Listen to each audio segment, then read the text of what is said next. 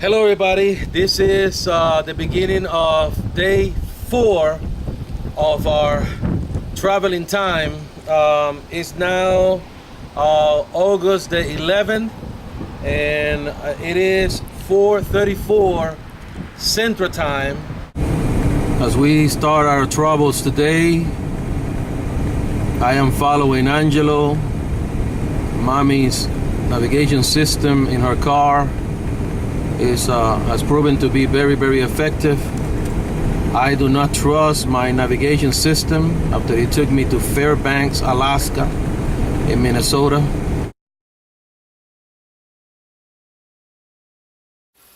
I know that through the process of this trip, there's a lot of funny stuff, and later on down the line, we can look at the videos and laugh about it. But there is a spiritual meaning of this trip. There are spiritual lessons to be learned. Right now it's 5:54 Central Time. We are within, I guess, 20 minutes from entering the border with Canada. And I want to add on this video spiritual lessons. First of all, I feel an overwhelming presence of God right now. He's been talking to me since I woke up this morning. And I felt that even though we're trying to get to where we need to get, that we needed to stop and talk about these things in obedience to God. Number one, I want to express the great love that I have for my wife Rayette, and how grateful I am that God put us together. Number two, I want to express the great love that I have for all of my children and how proud I am of them. And I'm having a great time here with Angelo and Brandon taking this long road trip. But I have learned 3 spiritual lessons. Number one, that it doesn't matter sometimes what we go through. Our faith is always challenged. Every single day for the last 4 days, we have been challenged with something that will challenge our trust in God. And every single day, at the end of the day, we have seen the hand of God.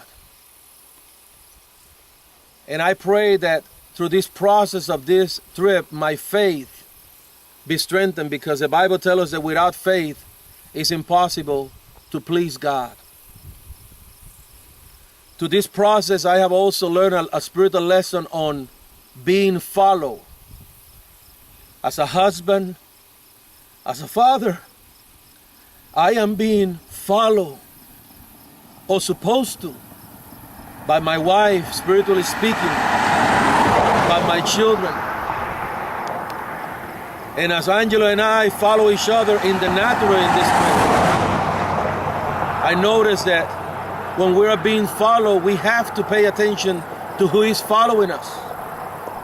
That we have to look through the back mirror to make sure that they're okay, to make sure that they're not too far.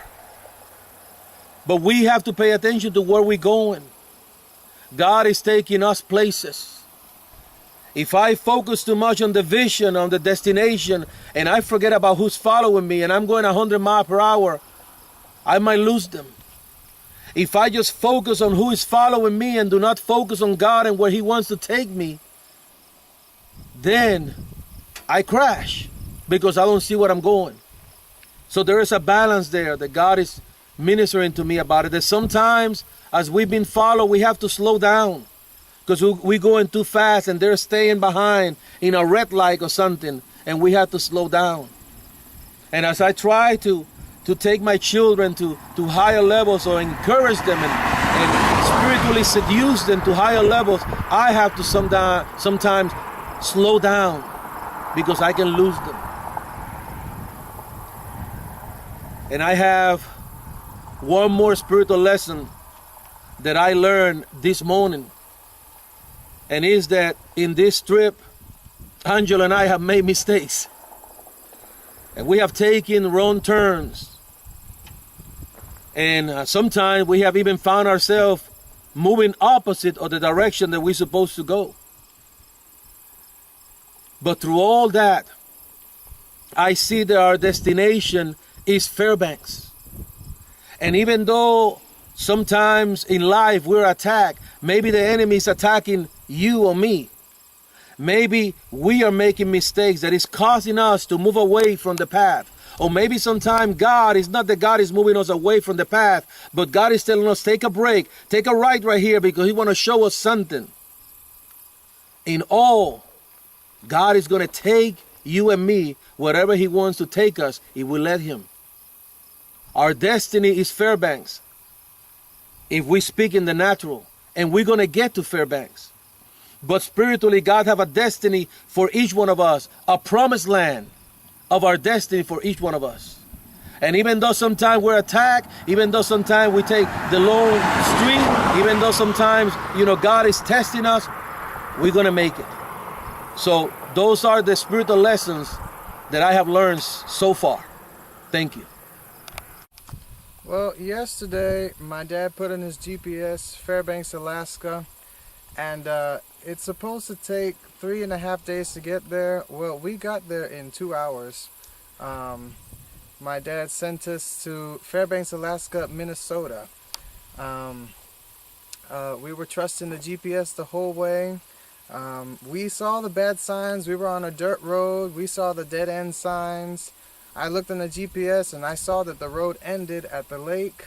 We had all the signs that we were going the wrong way, and yet for some reason we kept going.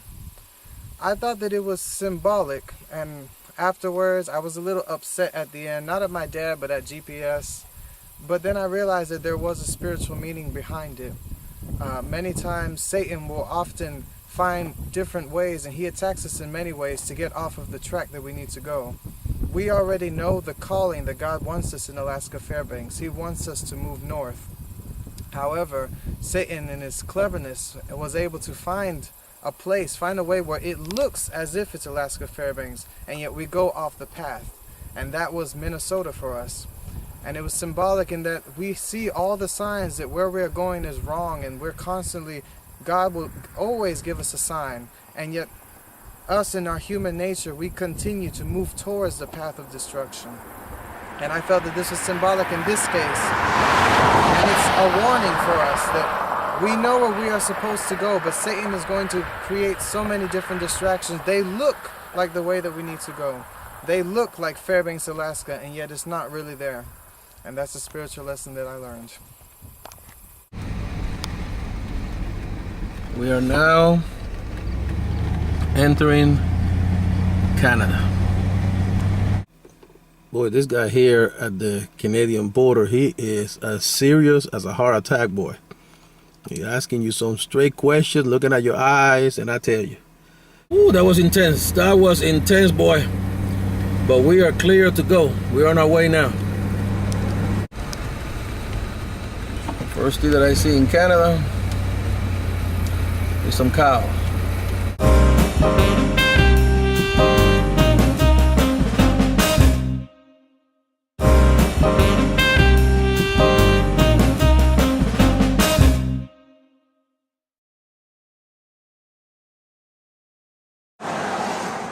Quiznos subs, we passed some McDonald's and Burger Kings and Kentucky Fried Chicken.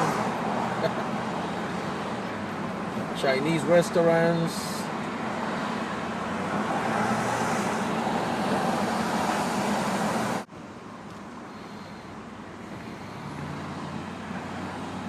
There's the big M. McDonald's taking over the world. Et puis ça lui donne un style tout particulier à lui-même. A little Canadian. Pour la classe ouvrière, a little Canadian radio donc, here. On pouvait aspirer à ce moment-là à un échelon supérieur. Voilà. Et donc à une classe moyenne. Qui était Cruising for Bruising. Alors on l'écoute ici avec Waters of March, Basia à Coco Jazz. See, for all the Americans who only speak one language, which that's the majority of y'all. There's no way that you can learn another language unless you listen to it. I have no idea what the people are saying, but I know that's a language. So since I'm going through Canada, might as well listen to how they sound like. The one of the wind, the cliff, the fall, a scratch, a lump, it is nothing though. It's the wind blowing free, it's the end of the slope. It's a beam, it's a void, it's a hunch, it's a cold. Music is cool. I don't know what they're saying, but I know they're not talking about me. They don't know me. They don't know me like that. Barefoot, bare ground, the flesh and the bone, the beat of the road, a slingshot stone, a truckload of bricks in the soft morning Yeah. light. The show. Look at this. I found a little Spanish in Canada.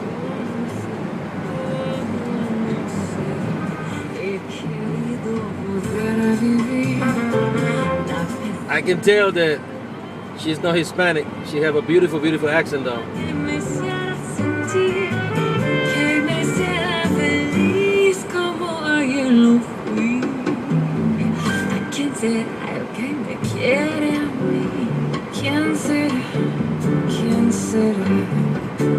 ¿Quién será el que me dé su amor? Que me dé su amor. ¿Quién ¿Quién será? ¿Quién será? Oye, que yo, que quién será. Oye, que yo sé que me da su amor. Esa es mi esposa linda, Rayet. Voilà la douce